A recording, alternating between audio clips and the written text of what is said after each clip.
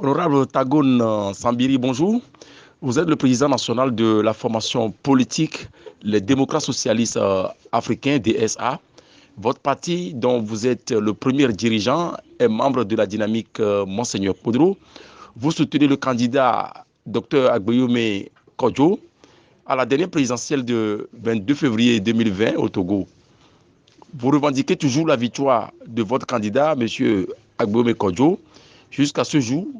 Mais le 22 avril dernier, vous étiez avec lui au moment où il a été enlevé et à son domicile lorsque les situations ont dégénéré un tout petit peu. Maintenant, expliquez-nous comment est-ce que les choses se sont passées jour avant de retrouver la liberté. Les élections passées, les élections du 22 février 2020, nous avions choisi d'apporter notre soutien au candidat Agbeyome sous l'appel de Monseigneur Philippe Fanouko Boudjou. Et nous avons bâti campagne surtout avec le candidat Agbeyome dans le Nord.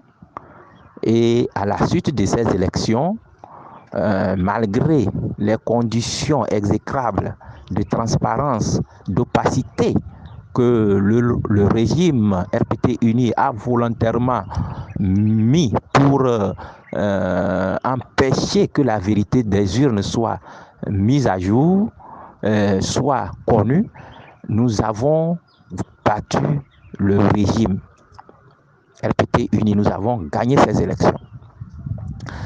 C'est par la suite de cela que, évidemment, que la Cour constitutionnelle et la CENI, FEOD, à fort, vont le déclarer gagnant, puisque la Cour constitutionnelle a bien vu les conditions d'opacité qui ont couronné ces élections. La CENI a vu les conditions d'opacité qui ont couronné ces élections. Mais il n'avait pas levé le petit doigt. Cependant, ça veut dire qu'ils étaient préparés à cautionner tout ce qui va résulter de ces conditions. Et vous avez vu que à la suite de ces élections, la dynamique a contesté les résultats proclamés par ces institutions FEOD au parti RPT Uni. Donc, nous sommes rentrés dans un rapport de contestation, un rapport de force où notre candidat Agbeyome réclame avoir gagné ces élections. Alors, il s'est déclenché une poursuite judiciaire, il s'est déclenché, c'est pas un harcèlement judiciaire contre lui, juste pour l'empêcher de pouvoir continuer de proclamer, de contester le résultat de ces élections. Et vous savez que c'est une manière, le régime RPT Uni a toujours usé de ces astuces depuis l'ère démocratique, depuis plus de 30 ans, pour continuer de régner sur le Togo. Lorsqu'il était s'agit de l'ANC,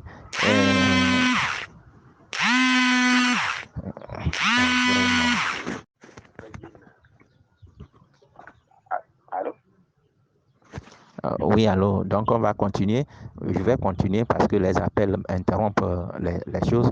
Donc, lorsqu'il s'agissait même de l'ANC, dans les années 2010-2015, le parti RPT Uni avait fait tout pour saisir les ordinateurs, pour empêcher que les autres aient les moyens de preuve. Ils ont usé de ces mêmes tactiques pendant les locales en privant de tous les délégués, les autres membres du bureau des PV, sauf les rapporteurs et les présidents, les rapporteurs qui étaient dans les bureaux de vote. Il n'y avait que 3 PV et le membre du gouvernement eux seuls avaient droit au PV. Tout en sachant pertinemment qu'ils occupaient 85 à 90% de ces postes-là. Ces postes-là leur revenaient sur toute l'étendue du territoire. Ça veut dire qu'ils savaient qu'aucun parti n'était en mesure de pouvoir prouver sa force sur le terrain en rapportant au moins 2% des PV. Donc, il a encore trouvé pendant ces élections du 22 février. Et ça, cette fois-ci, comment ils l'ont fait? Soit, par achat de conscience, vous finissez par accepter qu'ils bourrent les urnes, hein, et ils vous remettent les PV des urnes bourrées. Soit vous refusez et vous êtes expulsé, les membres de l'opposition sont expulsés, soit vous venez, vous êtes de l'opposition, on ne vous consulte pas, mais ils choisissent un autre membre qui donne mandat pour aller vous remplacer. Le jour des élections, vous venez, on vous dit qu'il y a déjà un remplaçant, il y a quelqu'un d'autre de l'opposition de ces mêmes partis qui sont là. Donc vous retournez à la maison parce qu'on vous empêche de rentrer. Donc tout ça là a aidé le parti RPT uni à empêcher, à faire en sorte que les autres candidats n'aient pas les moyens de preuve qu'ils ont gagné ces élections.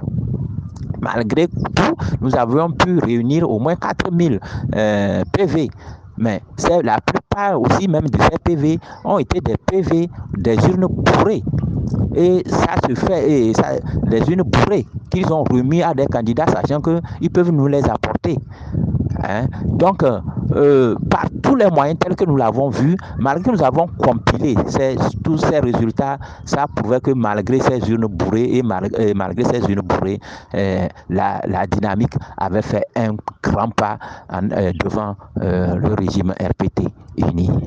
Donc, d'où la contestation qui est lancée. Et ici, vous voulez savoir qu'est-ce qui a eu lieu à la suite de cette contestation, puisque la cabale judiciaire qui est lancée contre M. Agbeyome, il en était décidé à la fin qu'il soit amené manu militari malgré que sa santé ne lui permettait pas, et malgré que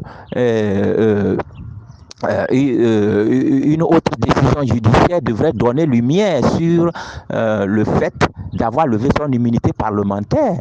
Et c'est ça, cette décision qui devait suspensive du mandat de l'invitation du procureur qui devrait être exécuté avant qu'on ne vienne chercher M. Agbeyome. Donc, comme c'est un régime de dictature, comme nous le savons, donc la dictature qui s'en fout pas mal des lois et autres, donc on s'en fout. C'est Agbeyome qu'on a besoin. Tout ce qu'on veut, c'est de le faire taire par la force des choses. Alors, on est venu malgré que la loi les empêchait, et malgré toute démonstration, parce que les médecins qui ont donné la lumière sur la santé d'Agbeyome sont des médecins assermentés qui ont dit qu'il ne peut pas répondre, mais ils l'ont amené de force, ils ont mis en danger sa vie en l'amenant de force au SCRIC. Donc, mais il faut dire que le jour de l'arrestation, j'étais présent au domicile de M. Agbeyome, parce qu'à la veille, j'étais allé le saluer, et tardivement, on était ensemble là-bas, et j'ai décidé de passer la nuit pour voir comment les choses devraient se passer. En tout et pour tout, de toutes les façons, le mandat ne visait que M. Agbeyome et non la maison, la famille de M. Agbeyome tel qu'ils l'ont fait.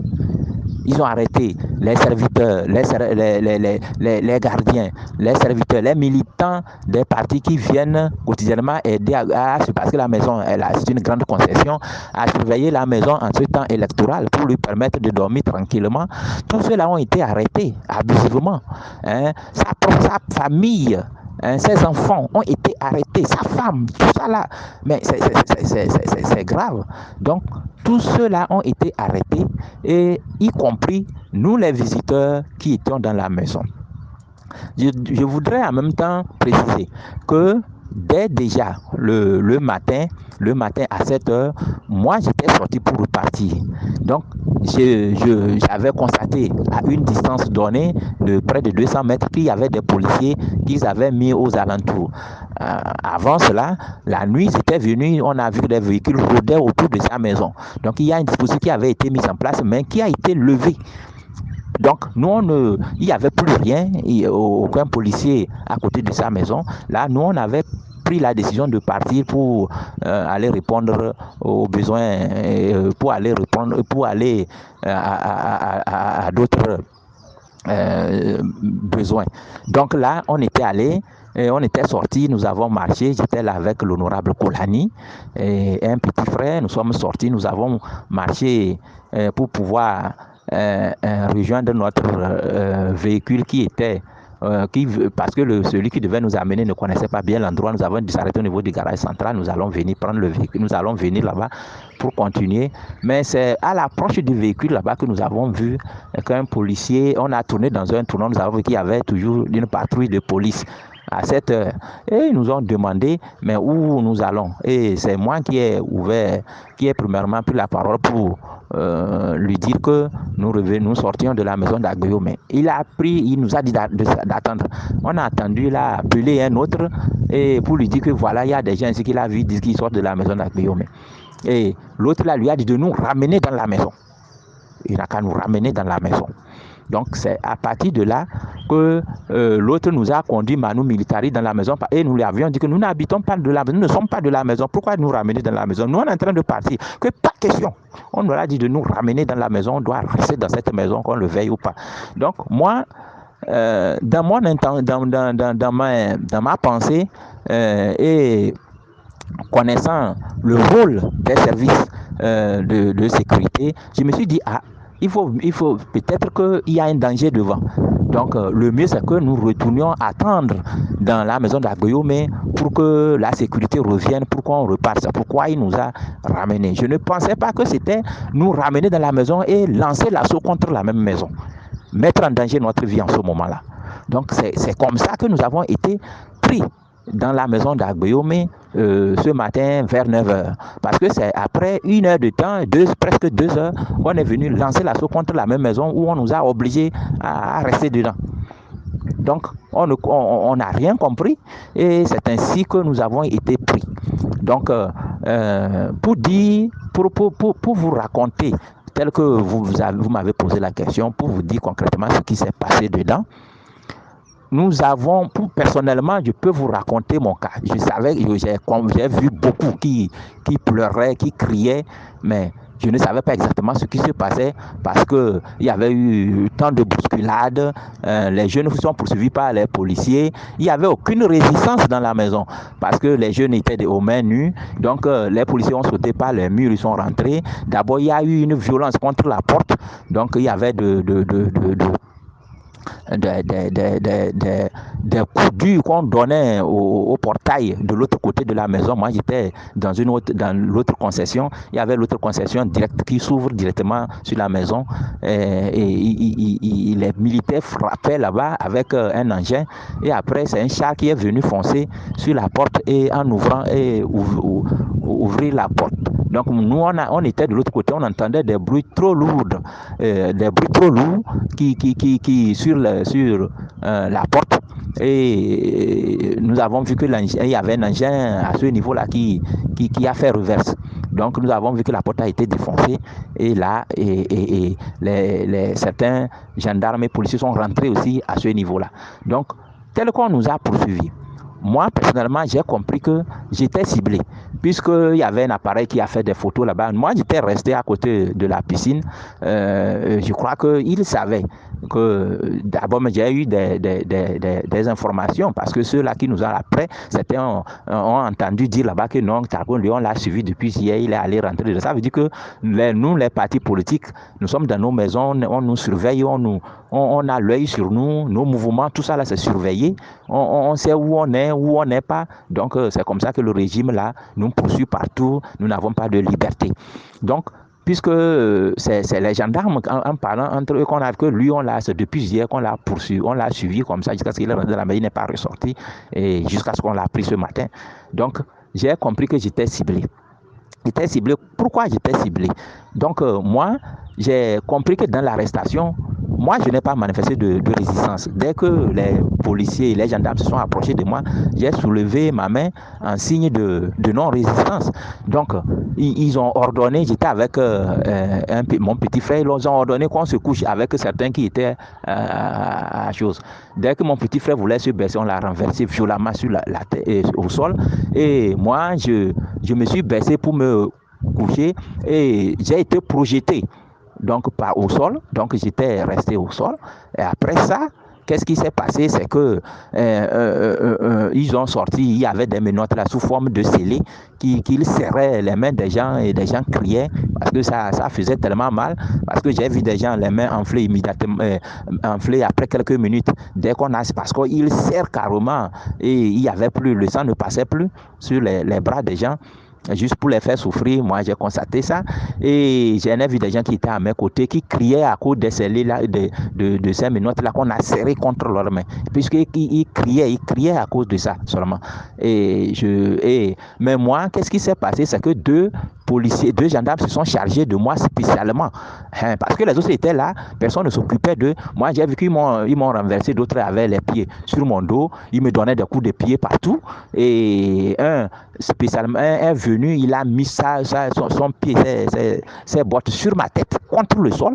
Il a tellement appuyé, parfois il me disait que si je fais pas, il va m'éclabousser la tête et il m'ajoutait des coups. Donc, moi, je n'ai pas compris ça. Et je lui ai dit, mais qu'est-ce que je t'ai fait? Mais il y a les autres, qu'est-ce que je vous ai fait pour que vous vous acharnez comme ça sur moi? Et il a appuyé ma tête là où j'ai constaté que...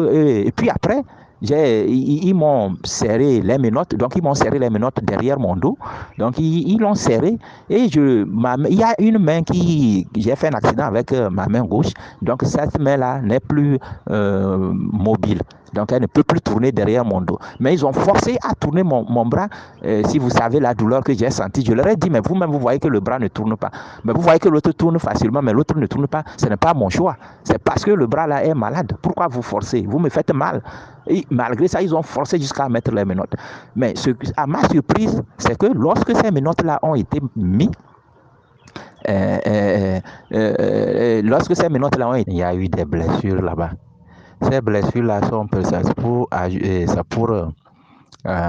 parler des actes de torture.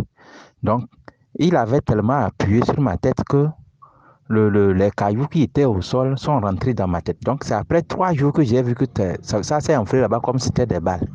Donc, c'est quand j'ai mis la main, j'ai mis la main là-bas que en poussant, j'ai fait tomber un caillou et un deuxième. Donc, il était planté dans ma tête. Et c'est ça qui faisait que l'endroit s'enflait, c'était douloureux. Donc, vous comprenez comment on nous a torturés parce qu'ils ont appuyé, ils ont mis le pied sur ma tête, c'est comme ils allaient l'écraser contre le sol. Donc, moi, je me débattais, même jusqu'à aujourd'hui, j'ai mal au cou. J'ai mal au cou parce que tel qu'il avait fait, je me débattais avec le reste du corps alors qu'il torturait ma main, le reste du corps ma main qui était malade, il tournait ça, et comme je me débattais avec ça, mon cou tournait. Alors, il avait aussi le pied sur ma tête, donc pour empêcher ma tête de tourner. Donc, vous voyez, j'étais mise sur ma main, où j'ai constaté qu'il y a un qui a sorti une bonbonne au niveau de sa poitrine. Il a sorti et il s'est approché, parce que l'autre avait toujours ses pieds sur ma tête. Donc, il s'est approché pour projeter un liquide dans mes yeux. Donc, dès qu'il s'est baissé pour l'autre a enlevé le pied et j'ai vu la bonbonne qui voulait projeter quelque chose dans mes yeux. Donc, j'ai crié. Donc, j'ai vite dévié ma tête pour éviter que le liquide tombe dans mes yeux. Mais il fallait voir. Et en même temps, les menottes qui étaient sur moi ont sauté. Donc, ça a sauté et j'ai tourné de l'autre côté. Ils sont encore allés chercher une autre. Ils ont demandé que l'autre amène l'autre menotte. Ils ont encore amené. Ils m'ont serré encore. Et bizarrement, j'ai pensé que ça devait finir parce que le liquide qui a passé là, il y avait un œil qui n'arrivait même plus à ouvrir parce que ça brûlait tellement. Je ne sais pas ce que c'est. Apparemment, c'était comme de l'acide parce que ça n'avait pas l'air de quoi que ce soit. Ça brûlait. Malgré ça, ça n'est pas rentré dans mes yeux. Mais le fait qu'il y a la vapeur qui a passé derrière l'autre côté des yeux, vraiment, mon œil là, c'était comme c'est du feu qu'on a versé sur mes yeux. Alors, j'ai tourné de l'autre côté et ils m'ont encore menotté de force. Et venez voir, parce qu'eux-mêmes, ils ont vu que le bras était malade vraiment, mais ils ont forcé le bras là à tourner pour mettre les menottes. Pendant que j'écriais les coups et tout ça là pleuvait sur moi. Alors, et en plus de ça, ils ont tourné, ils ont pu me mettre ces menottes là. Et il a encore sorti la bonbonne pour remettre le truc sur mes yeux. Donc, dès qu'il a approché encore pour pomper, j'ai encore crié, j'ai sauté le truc là. L'autre menotte a encore sauté. Alors, viens voir, à ce niveau-là, puisque ma main était sortie, quand j'ai rapproché ma main, le liquide a pris ma main. Donc, je portais la veste, l'endroit de ma main que le liquide a pris, en même temps, sur le champ là-bas, les ampoules ont commencé sur ma main. Malgré la vapeur, je ne voyais plus. Donc, c'est après 2 heures de temps, moi, je n'avais plus les yeux pour voir parce que ça brûlait, je ne pouvais même plus ouvrir mes yeux. Mais ça avait pris ma main, je considérais que sur ma main, c'était du feu. Donc, c'est ma main qui a barré mes yeux. Le liquide a pris mes yeux. C'est lorsqu'on nous a, à un moment donné, je suis resté comme ça. Donc, ils m'ont soulevé, je ne voyais plus, ils m'ont tiré pour faire sortir. Je ne savais même pas qu'on était dehors. J'ai vu qu'on était couché. Je n'arrivais pas à ouvrir les yeux. Et c'est comme ça qu'on nous a traîné, on nous a amenés au SCRIC. C'est là-bas que moi, j'ai pu, à un moment donné, j'ai ouvert un œil, j'ai vu que l'œil est ouvert. Parce que je regardais qu'est-ce qui se passait sur ma main et ça a brûlé tant. Donc, j'ai vu que ma main avait déjà fait des ampoules qui s'éclataient. Donc, il y avait la chair qui se faisait voir. J'ai dit, mais c'est pas possible. Qu'est-ce qu'il il a voulu mettre dans mes yeux comme ça?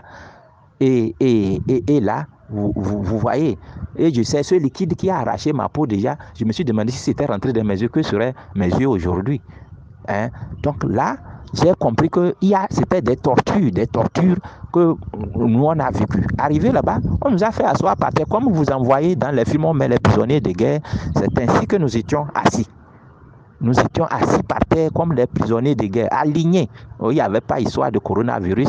On nous mettait les uns sur les autres. Même quand on nous a sortis de la maison, il fallait venir nous voir. On nous a mis en paquet les uns sur les autres. Ils étaient là. Ils s'en fichaient pas mal de l'histoire de distance de coronavirus. Donc, et c'est cela. Donc, on est assis par terre pendant 3 heures, 4 heures. On avait mal au rein, obligé d'être assis comme ça, par terre. Donc, on était assis comme ça. Après, on nous a changé, on nous a pris à mener dans des cellules, distribués, dispatchés dans des cellules de gendarmerie partout à Lomé ici. Mais allez-y voir là où on nous mettait. Il y a des cellules spécialisées où je ne sais pas, vous rentrez dedans. Là où moi, on m'a mené spécialement, nous étions 5. On nous a fait rentrer dans cette piole et nous avions vu qu'il y avait de l'eau. L'eau était déjà dans la salle. Il y avait de l'eau par terre. Et on nous dit que c'est là qu'on va dormir. Donc, ce que nous, on a constaté, nous, on s'est accroupi dans l'eau là. On était accroupi parce qu'on ne pouvait pas se coucher facilement dedans. Comme ça. Il n'y avait pas d'espace. Tu ne peux même pas tendre tes pieds. Tu ne peux rien faire. C'est courber tes pieds et encore être dans l'eau. Donc, on était accroupi. Et alors qu'on était fatigué, on avait sommeil la nuit. Donc, j'ai vu à un moment donné que un petit frère, moi, j'ai tenté de mettre ma main. Je voulais essayer de voir c'est quelle eau. J'ai vu que ça puait de l'urine seulement. C'était de l'urine. C'était de l'urine qu'ils ont versé, ça puait de l'urine. J'ai dit, quand ça là, c'est de l'urine. Moi, j'ai pensé que c'est de l'eau.